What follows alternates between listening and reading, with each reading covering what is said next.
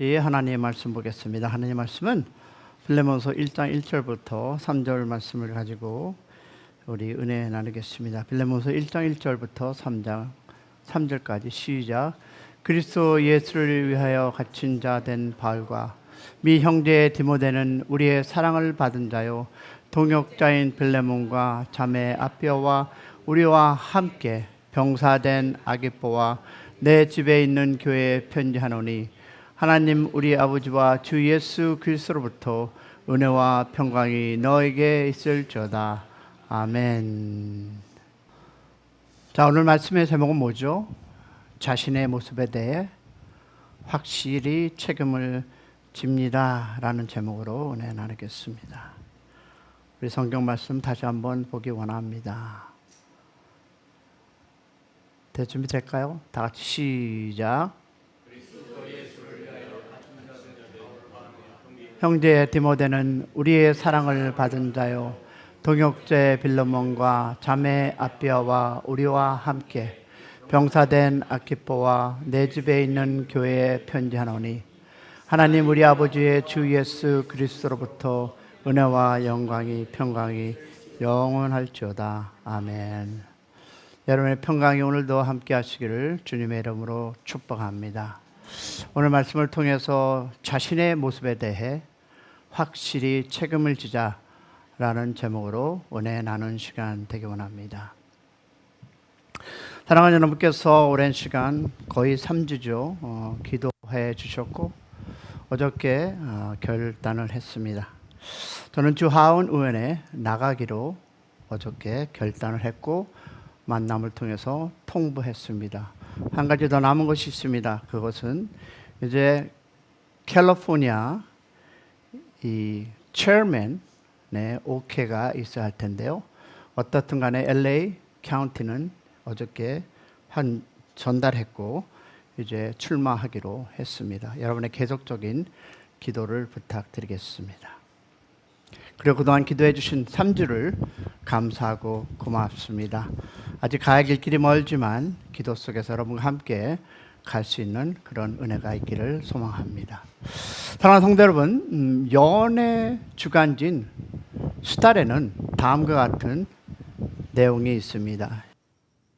세상에 아주 잘 알려진 한국, 즉 미국의 한 유명한 여성 방송인이 약 70만 불, 우리 돈으로 8억에 가까운 비용을 들여 수백 번에 걸친 전신 성형 수술을 계획하고 있다는 기사였습니다. 현대의학의 힘을 빌려서 지나치게 몸을 날씬하게 만들고 젊음을 되찾고 외적인 그 아름다움을 회복하겠다는 강한 각오였습니다. 저는 성형수술을 무조건 반대하는 것은 아닙니다. 외모를 단정히 하고 자신을 가꾸는 것은 필요한 일입니다. 그러나 사랑하는 여러분, 여기서 우리가 조용히 그러나 진지하게 생각해야 할 질문이 있습니다. 만약 8억 원을 들여서 자신의 외적인 모습을 바꾸려 한다면 그리스도로서 그 이상의 관심과 열정을 가지고 우리의 영혼의 모습을 아름답게 가꾸는 일에 투자하지 않겠습니까? 연인들이 거의 예외 없이 아름다워지기를 원합니다. 여기 있는 모든 여성, even including the man, 남자도 그렇지 않습니까? 왜 그럴까요? 젊음을 유지하려 애씁니다. 여러분, 거울 없는 삶은 상상하기 어렵습니다. even 차를 타고 가다가 신호등에 잠시 멈추는 그 짧은 순간에도 사람들이 가장 많이 하는 행동이 무엇일까요? 백미러를 보며 자기의 머리를 매만지는 것이었습니다. 그만큼 사람은 자신의 모습을 끊임없이 의지하며 살아갑니다. 외모에 대한 관심, 저는 반대하지 않습니다. 그러나 더 중요한 것이 있습니다. 우리는 영혼의 모습입니다. 할렐루야. 지금 나는 내 영혼의 그 모습에 대해 얼마나 관심을 가지고 있는가? 주님 앞에서 내 영혼의 모습이 어떠한가? 나를 지으시고 나를 만드시고 나를 부르신 이 창조 하나님 앞에서 내 모습이 어떻게 비추고 있는가? 라는 질문을 여러분께 던져봅니다.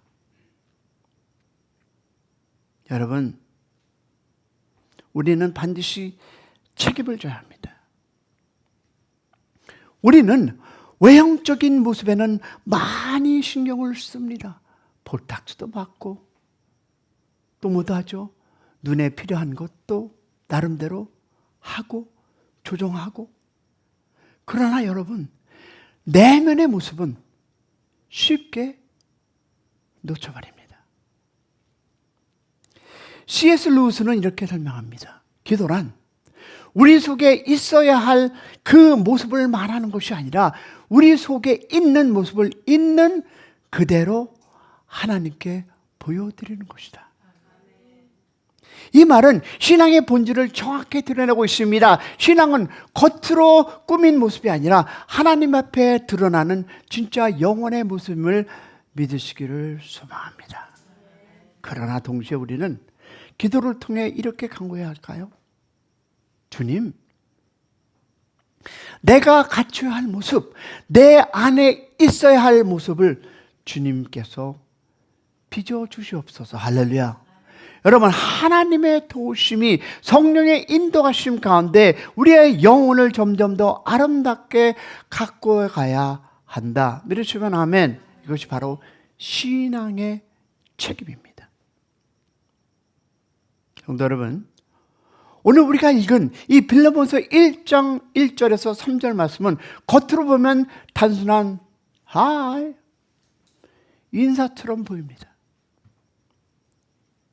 그러나 이 짧은 인사 속에 사도의 그 바울의 신앙, 공동체의 정체성, 그리고 영혼의 자아상이 담겨 있습니다. 자, 보세요. 1절은 뭡니까? 편지를 보내는 사람이 소개됩니다. 누구죠? 바울과 형제 디모데입니다. 그런데 여러분, 바울은 자신을 소개하면서 아주 특별한 표현으로 사용합니다. 뭐라 했습니까? 그리스도 예수를 위하여 갇힌 자 된 바울. 여러분, 이 한 문장은 단순히 상황 설명이 아닙니다. 신앙의 고백입니다. 그는 사도였습니다. 권위를 가진 지도자였습니다. 수많은 교회를 세운 사람이었습니다. 위대한 선교사였습니다. 그럼에도 불구하고 그는 직함을 자신을 설명하지 않습니다. 세상은 어떻습니까? 나는 어느 교회의 대형교회의 목사, 나는 이런 것을 한 사람. 근데 바울은 그렇게 자신을 소개하지 않았습니다. 그는 하나님과의 관계를 자신을 설명합니다. 나는 그리스도를 위하여 갇힌 사람이다. 이 안에 바울의 삶이 방향이 있었습니다. 할렐루야. 바울의 정체성이 있었습니다. 바울의 영혼의 모습이 있었습니다. 사랑하는 성도 여러분, 이 부분에서 우리는 조용히 우리의 모습을 돌아볼 필요가 있습니다. 오늘날 우리는 자신을 설명할 때 무엇을 먼저 합니까? 어떤 사람은 사역의 크기를, 나는 어떤 교회, 대형교회 몇 명을 갖고 있는, 이렇게 소개합니다. 또 뭘 소개하죠? 교회의 규모. 우리 교회는 몇천 명이, 만 명이 들어가는 교회. 어떤 사람은 선교의 범위를 소개합니다. 나는 이런 많은 선교지를 섬기면서 나누고 등등등. 어떤 사람은요, 이런 분도 있어요. 금식의 횟수와 헌신의 이력을 말하는 분도 있습니다. 내가 40일 동안 금식을 몇 번 했다. 물론 여러분, 사역이 귀합니다. 헌신이 귀합니다. 금식도 귀합니다. 그러나 오늘 본문 앞에서 우리는 매우 정직하게 자신에게 질문해야 합니다. 이 질문 저에게도 같이 갑니다. 그래서 2주, 3주를 고민하고 기도했습니다. 내가 하나님의 자녀로서 하나님이 주신 사역을 하는데 내가 정치판에 들어갔을 때 과연 나는 이 하나님의 사역을 할까 아니면 내 자랑을 할까라는 것이 솔직히 저의 3주간의 고민이었습니다. 여러분은 어떻게 생각했는지 모르지만 그 고민이었습니다. 내가 이 정치판에 들어가서 정말 하나님의 복음을 위해서 하나님의 뜻을 위해서 내가 살아갈 것인가 아니면 예전의 나를 돌아가서 나 이런 놈이야 할까 저는 그 고민에 3주를 보냈습니다. 사랑하는 여러분, 나는 나의 사역으로 나를 설명하고 있는가? 아니면 주님의 관계로 나를 설명하고 있는가? 바울에게는 자랑할 것이 아니었습니다. 없어서가 한 것이 아니었습니다. 자랑할 것이 너무 많은 사람입니다. 사도였습니다. 선교사였습니다. 교회 개척자였습니다. 복음을 위해 수많은 고난을 받은 사람이었습니다. 그럼에도 불구하고 그는 단 한 가지를 자신에게 설명합니다. 나는 그리스도를 위하여 갇힌 자 된 바울이라고 소개합니다. 여러분, 이것은 사역 중심의 정체성이 아니라 그리스도의 중심의 전체성이 되기를 축복합니다. 여러분, 이것은요 업적의 고백이 아니라 관계, 더 릴레이션십의 고백입니다. 그래서 이 한 단어, 문장 우리에게 매우 중요한 영적 진리를 얘기합니다. 하나님 앞에서 나의 진짜 모습은 무엇인가라는 것입니다.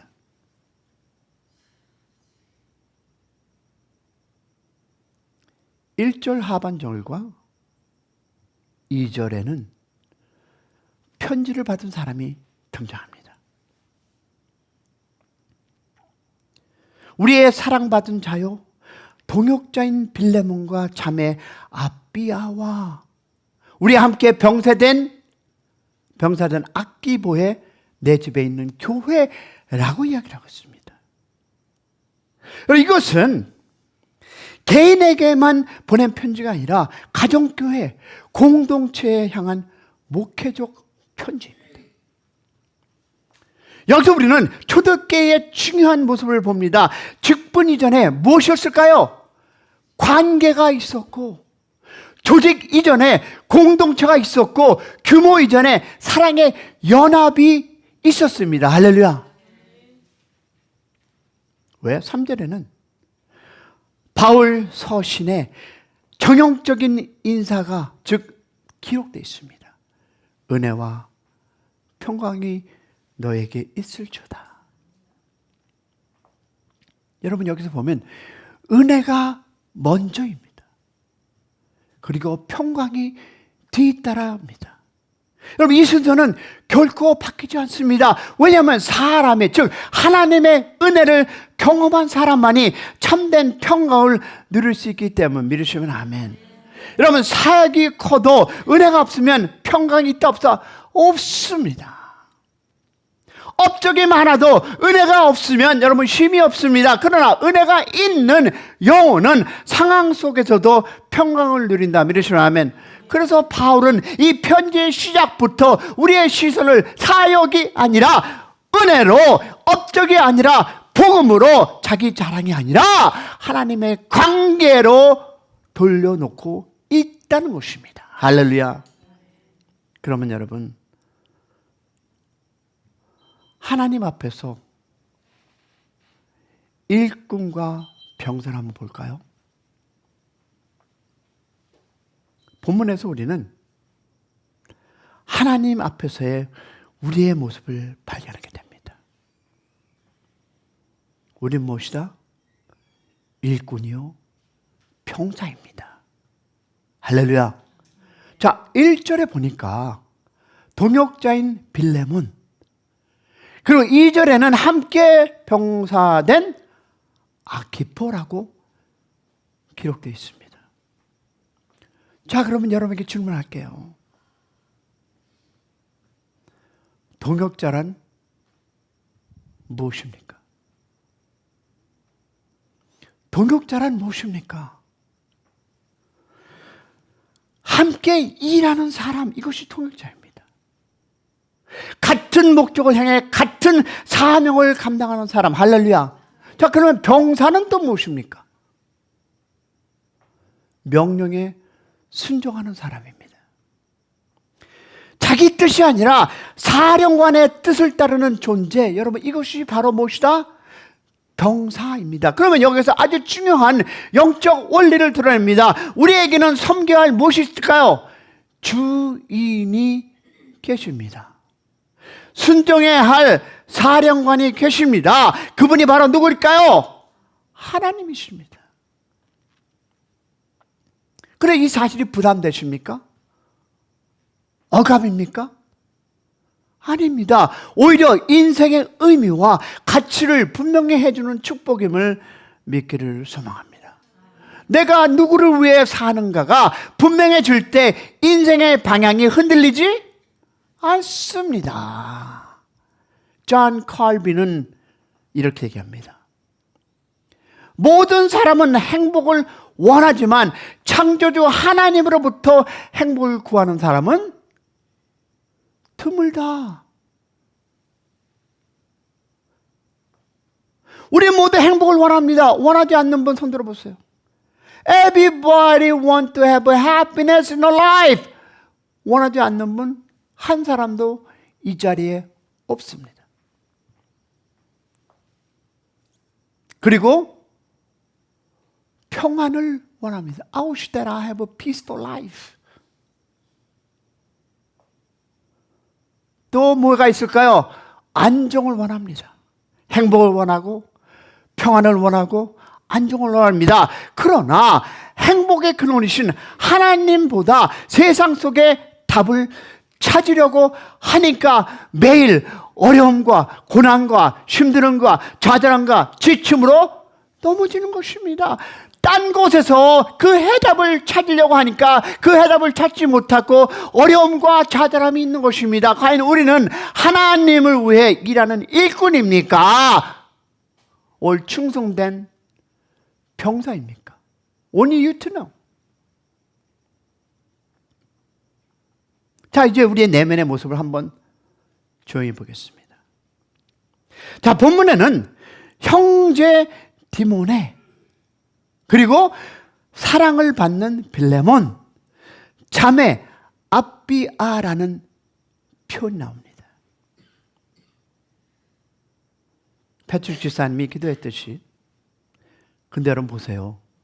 이것은 단순한 호칭이 아니었습니다. 영적 관계입니다. 여러분, 이 호칭 속에서는 그의 본질이 담겨 있습니다. 직분 이전에 무엇이 있을까요? 관계가 있고, 사역 이전에 사랑이 있고, 조직 이전에 영적 가족입니다. 할렐루야. 우리는 그리스도의 피로 맺어진 믿음의 자족입니다. 그런데 사랑하는 성도 여러분, 여기서 매우 중요한 질문을 우리에게 던져야 합니다. 자, 여기서 우리는 지금 어떤가요? 사랑의 교회입니까? 남을 헌납하지 않는 교회입니까?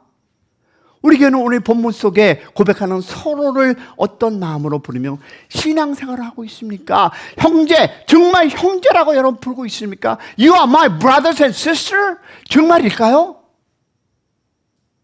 사랑받는 자로 품고 있습니까? Each individually. 정말 여러분이 사랑하는 사람으로 여러분이 붙잡고 있습니까? 아니면 같은 교회에 다니는 사람 정도로만 머물고 있지는 않습니까? 겉으로는 같이 예배도 드리지만 마음속으로는 거리가 있는 공동체가 되어가고 있지는 않습니까? 여러분, 초대교회는 서로의 직분을 먼저 부리지 않았습니다. 장로 이전에 형제였고, 사역자 이전에 동역자였습니다. 성도 이전에 사랑받는 자였습니다. 할렐루야. 그런데 오늘 우리 교회, 이런 많은 교회들의 생활을 들어보면 관계의 언어보다 역할의 언어가 더 많이 있지는 않은지 한번 조용히 점검해 보세요. 나는 목사인데 네가 감히? 나는 안수 전도사인데 너가 나에게? 어디 있습니까, 여러분은? 누가 무슨 일을 하는 사람, 어떤 직분을 가진 사람 이렇게만 인식하고 영혼을 품는 관계로 나아가지 못하고 있다면 여러분 그것은 성경적인 교회의 모습과는 전혀 조금도 거리가 있는 교회가 아닙니다.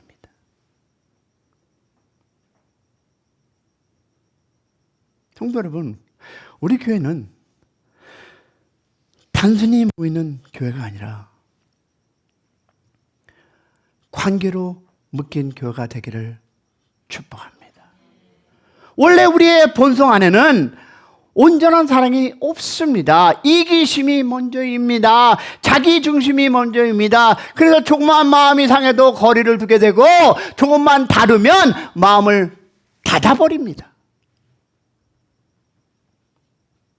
그러나 그리스도를 믿는 순간 그리스도의 그 사랑의 능력이 우리 안에 부어집니다. 할렐루야. 그래서 우리는 비로소 사랑할 수 있는 존재, 이것도 성령 하나님께서 임재해야만 가능한 것입니다. 여러분, 이것은 인간적인 사건이 아니라 하나님적인 사건임을 믿기를 소망합니다. 우리 속에 없던 그 사랑이 누구로부터? 하나님으로부터 부어주는 시간. 할렐루야. 그래서 교회는요, 억지로 참는 공동체가 아니라 사랑을 품는 공동체가 되기를 축복합니다. 그럼 질문이 이것입니다. 과연 나는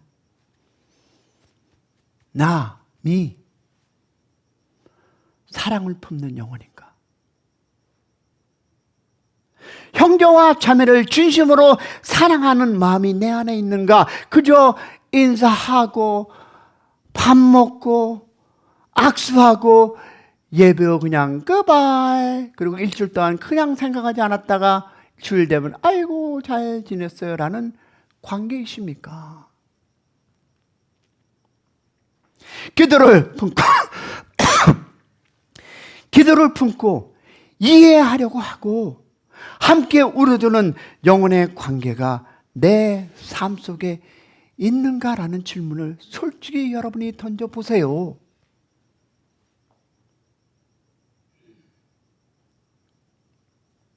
우리 교회가 오늘 본문처럼 형제라 부를 수 있는 교회, 자매라 부를 수 있는 교회, 사랑받을 자로 서로 품는 교회가 되기를 축복합니다.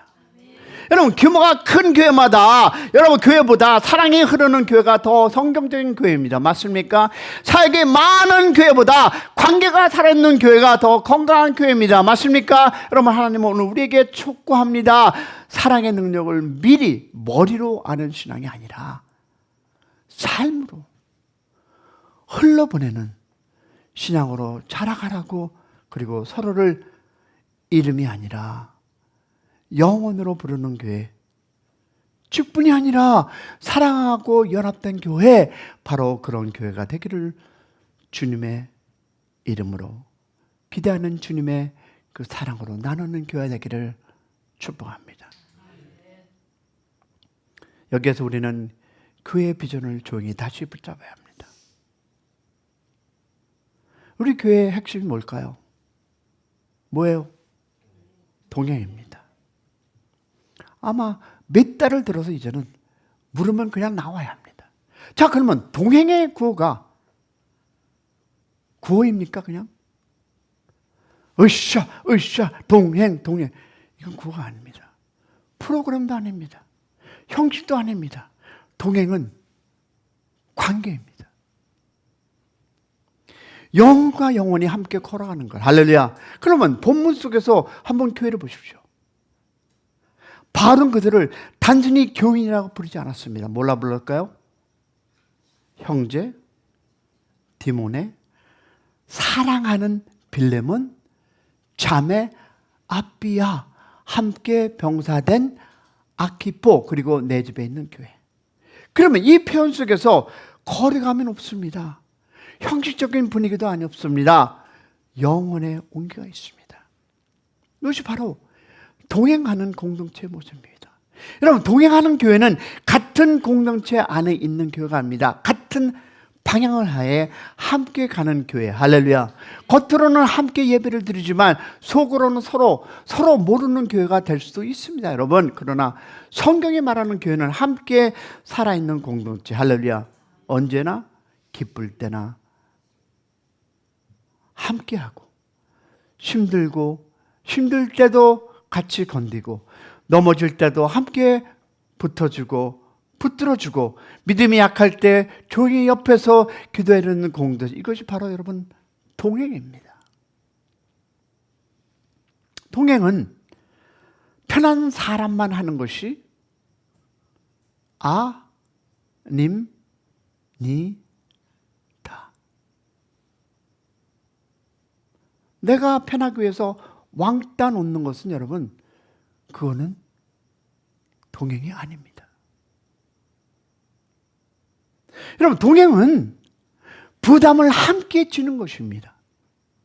그래서 동행하는 교회는 영혼을 품는 교회가 됩니다. 할렐루야. 여러분, 영혼을 품는다는 것은 여러분, 판단하기 전에 이해하려는 것이고, 지적하기 전에 기도하는 것이며, 거리를 두기 전에 다가가는 것이라. 할렐루야. 오늘 많은 교회가 사역은 많지만 관계는 얇아지고 있습니다.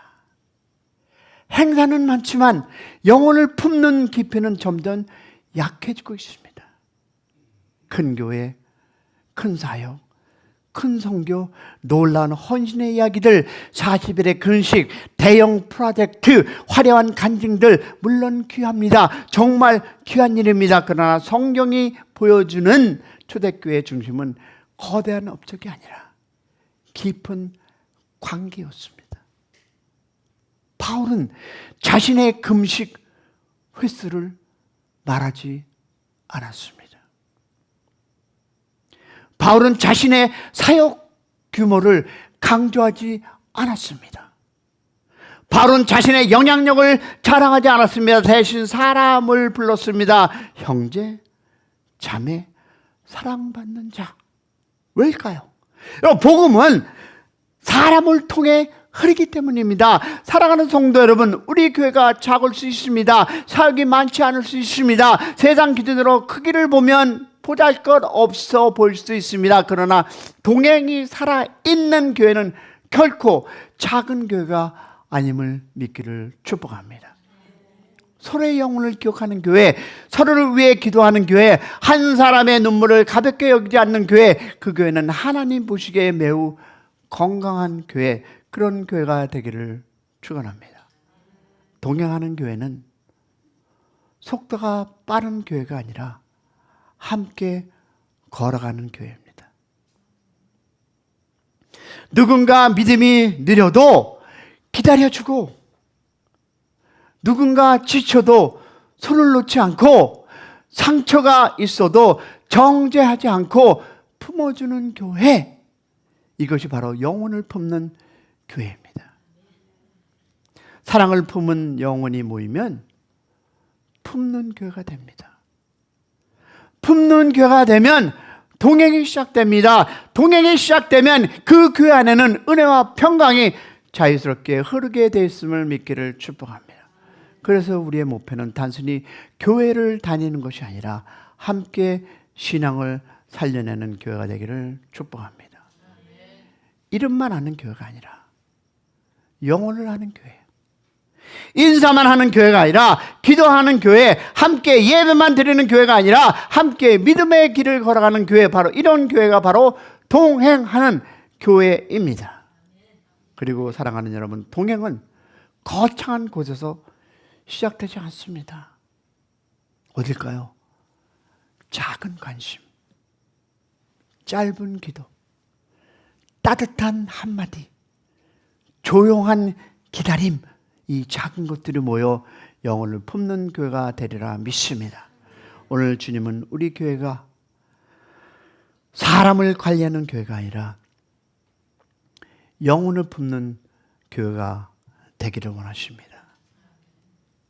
직분 중심의 교회가 아니라 관계 중심의 교회, 형제, 즉 형식적인 교회가 아니라 생명을 품는 동행 그리고 그리스도의 사랑 안에서 함께 걷는 그런 교회가 되기를 주님의 이름으로 소망해 봅니다.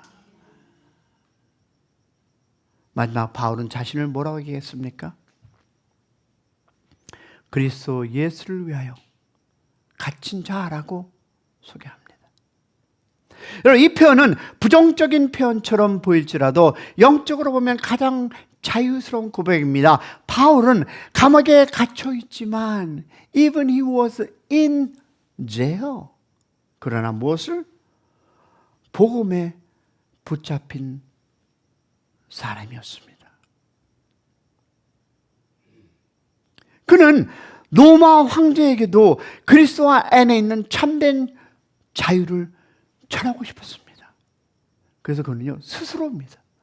스스로 복음을 위해서 갇힌 자의 삶을 살고 있었습니다. 우리도 그리스도 안에 갇힌 자입니다. 맞습니까? 세상의 가치관으로부터 우리는 분리된 사람입니다. 그러나 영원히 썩지 않는 하나님의 가치관 앞에 부름받은 사람, 이러시면 아멘. 왜냐하면 요한복음 보니까 8장 32절에 이렇게 얘기하고 있습니다. 다 같이 시작. 진리를 알지니 진리가 너희를 자유케 하리라. 참된 자유는 여러분 내 마음대로 사는 것이 아니라 진리 안에 거하는 삶입니다. 아멘 하십니까? 그리스도께서 묻힌 그 묶인 인생, 여러분 이것이 가장 자유스러운 인생입니다. 하나 더 고백할까요? 저는 예수 안에서 잘 내려가길 원하는 것이 저의 솔직한 심령입니다. 근데 우리가 얘기하는 이 진흙탕에 들어가면 나는 잘 내려갈 수 있을까요? 이런 분도 계시는데 쉽지 않습니다. 저는 그게 싫어서 거의 3주를, 이제 파이널은 캘리포니아 체어맨이 결정할 일이지만, 사랑하는 여러분, 아니라면 저는 하나님께서 걷어주시길 지금도 소망합니다. 저는 그런 정치 안에 들어가서 예수를 모르는 삶을 살고 싶지 않습니다. 여러분, LA 타임스에 이러한 이야기가 실린 적이 있습니다. 한 어린 소녀가 있었습니다. 이 소녀는 점점 시력을 잃다가 7살에 결국 실명하게 되었습니다. 시간이 흐르고 그 소녀는 고등학생이 되었습니다. 미술 시간에 자기의 모습을 조각하라는 과제가 주어졌는데, 그러나 그 소녀는 자신의 모습을 볼 수가 없었습니다. 거울도 볼 수가 없었습니다. 기억에 남은 것은 어릴 적 찍었던 그 희미한 사진 한 장뿐이었습니다. 그 소녀는 눈으로 보지 못한 채 손의 감각 마음으로 자기의 자상을 만들기 시작했습니다. 결국 그 작품은 미국 전국대회에 출품될 정도로 감동적인 작품이었습니다. 여러분, 이 이야기는 우리의 깊은 질문을 던집니다. 우린 지금 우리의 영혼의 모습을 어떻게 조각하며 살아가십니까? 여러분, 일상 문제도 중요합니다. 삶의 현실도 중요합니다. 그러나 그보다 더 중요한 것은 내 영혼의 모습입니다. 나는 얼마나 분명한 시선으로 내 영혼을 바라보고 있는가? 얼마나 예민한 생각의 감각으로 내 영혼을 비춰가고 있는가? 감사한 사실은 우리가 혼자 우리의 인생을 조각하는 것이 아니라 성령께서 지금도 우리의 인격을 빚고 계십니다. 할렐루야.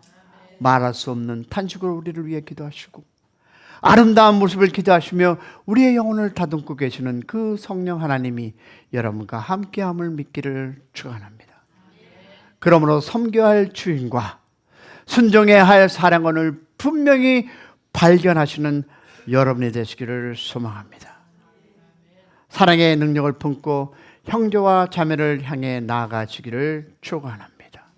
그리고 그리스도 안에서 있는 참된 자유를 이웃에게 전해주시고 자신의 모습에 대해 하나님 앞에 확실히 책임지는 삶을 살아가시는 여러분 되시기를 주님의 이름으로 간절히 축원합니다. 우리 기도하겠습니다.